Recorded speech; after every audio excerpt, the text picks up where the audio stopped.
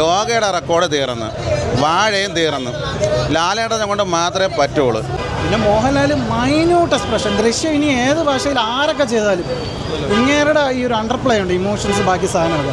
Hi guys, welcome back to Trivandrum finds. നമ്മളിന്ന് വന്നേക്കുന്നത് ലാലേട്ടൻ്റെ ഏറ്റവും പുതിയ സിനിമയായ നമ്മളെല്ലാവരും കാത്തിരുന്ന ദൃശ്യം 3യുടെ റിവ്യൂ എടുക്കാൻ വേണ്ടിയിട്ടാണ്. നമുക്ക് എന്താണെന്ന് നോക്കാം.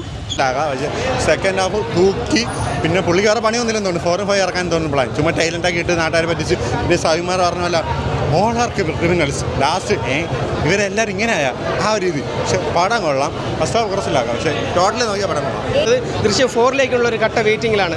ലാലേട്ടൻ്റെ പിറന്നാൾ ദിനത്തിന് എസ്പെഷ്യലി പറയുകയാണ്, ഒരു അച്ഛൻ തൻ്റെ കുടുംബത്തെ സംരക്ഷിക്കാൻ വേണ്ടി ഏതറ്റം വരെ പോകും, ഏതറ്റം വരെ. ആ ഒരു ക്ലൈമാക്സാണ് ഇതിനകത്ത് വന്നിരിക്കുന്നത്. ആ ക്ലൈമാക്സാണ് ഈ പടത്തിൻ്റെ ഏറ്റവും വലിയ ട്വിസ്റ്റായിട്ട് വന്നിട്ടുള്ളത്.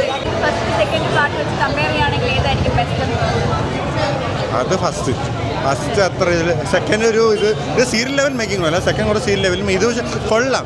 ചുമ്മാ ട്വിസ്റ്റ് ഇടാൻ വേണ്ടി പടം ഉണ്ടാക്കിയ പോലെ ഉണ്ട് ലാസ്റ്റ്. കുഴപ്പമില്ല, ജിത്തു ജോസഫ് മാറിയിട്ടുണ്ട് ഇപ്പം കുറേ ഇറങ്ങിയ പടത്തിനേക്കാളും. അത്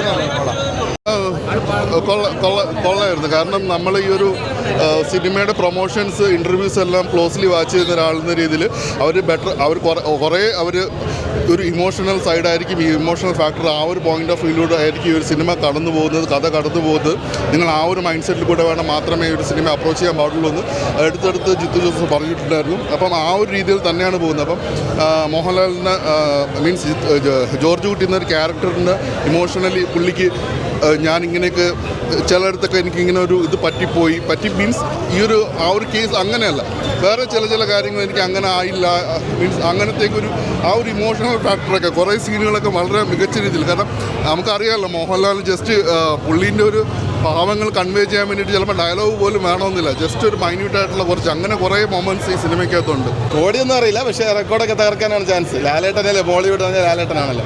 മൊത്തം ക്യാരി ചെയ്ത് പുള്ളി അങ്ങ് ജീവിച്ചിട്ടുണ്ട് ആ ക്യാരക്ടറായിട്ട്. ചെറിയ മൈന്യൂട്ട് എക്സ്പ്രഷൻ വരെയുണ്ട്, അത് പുള്ളി കിട്ടില്ലെന്നായിട്ട് ചെയ്ത് കളഞ്ഞു. ആസ് എ ലാലേട്ടൻ ഫാൻ ഭയങ്കര സന്തോഷമാണ്. കാരണം പുള്ളിയുടെ ആ ഒരു ഭയങ്കര ഇമോഷണൽ ഉള്ള ഒരു ബോണ്ടേജ് ഉള്ള ഒരു കഥാപാത്രം അത് കിട്ടില്ലായിട്ട് പുള്ളി ചെയ്തിട്ടുണ്ട്. മാസം ഉണ്ടോയെന്ന് ചോദിച്ചാൽ മാസമുണ്ട്. ജിത്തുവിൻ്റെ ദൃശ്യം സ്റ്റൈൽ മാസമൊക്കെ ഉണ്ട്. ഒരിക്കലും നിരാശരാവേണ്ടി വരില്ല.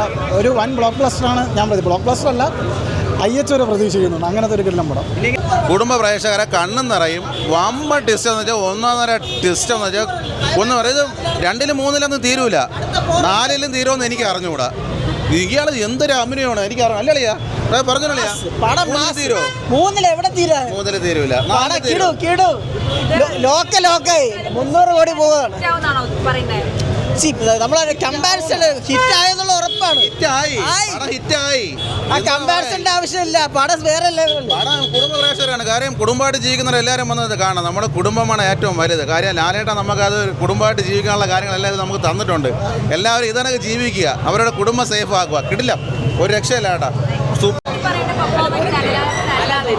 എടുത്തു പറയേണ്ട പെർഫോമൻസ്. ആ 2 മക്കൾ അവരുടെ ആ പെർഫോമൻസ് കുറച്ചുകൂടെ നന്നായി ചെയ്തിട്ടുണ്ട്. അവരുടെ ഒരു ആക്ഷൻ നമുക്ക് കൊണ്ടുവന്ന് കിടിലം സിനിമ. ഫാമിലി മൂവിയാണ്, മസ്റ്റ് വാച്ചാണ്. പടം ഇറങ്ങുന്ന മുമ്പ് ബ്ലോക്ക് ബസ്റ്റർ ഏത് സിനിമയാണ് കണ്ടിട്ടുള്ള പ്രീ ബുക്കിംഗ് ചെക്ക് ചെയ്തിട്ടുണ്ടോ?